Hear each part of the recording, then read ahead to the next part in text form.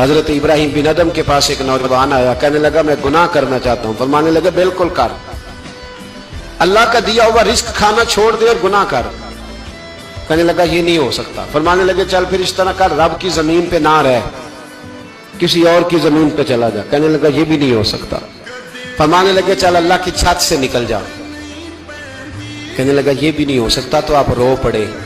فرمانے لگے پھر جناب اسرائیل جب آئیں تو ان سے کہنا مجھے 2-3 سال کی مہلت دے دے، پچھلی میری گناہوں میں گزر گئی، میں ذرا 3 سال عبادت کر لوں۔ تو وہ شخص بھی رونے لگا، کہنے لگا حضور وہ مہلت نہیں دیتے، وہ جب لینے آتے ہیں تو پھر لے کے اللہ تعالیٰ نے جب انسان بنانا چاہا نا تو جناب جبریل کو کہا مٹی لے کے آ زمین سے۔ حضرت جبریل نے مٹی پہ ہاتھ ڈالا تو باقی کی مٹی رونے لگ گئی، اسے جدا نہ کر۔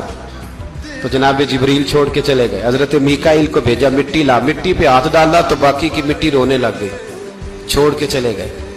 جناب اسرائیل کو بھیجا، مٹی پہ ہاتھ ڈالا تو باقی کی رونے لگ گئی، چھوڑ کے نہ جاؤ۔ تو حضرت اسرائیل فرمانے لگے تیرا رونا دیکھو کہ رب کا حکم دیکھو۔ وہ لے گئے، جب پیش کی تو رب کریم نے فرمایا اسرائیل جان نکالنے کی ڈیوٹی بھی تیری، تو مٹی کو لے آنا، باقی مٹی روتی بھی رہے تو روتی رہے، جب میرا فیصلہ آ جائے تو پھر اس میں کوئی گنجائش، ہم کھاتے بھی اللہ کا ہیں، نافرمانی بھی اس کی کرتے ہیں، زمین پہ بھی اس کی چلتے ہیں، نافرمانی بھی اس کی کرتے ہیں، حکم کسی اور کا مانتے ہیں، چھت پہ رب کریم کی رہتے، اس طرح نظام نہیں چلتا۔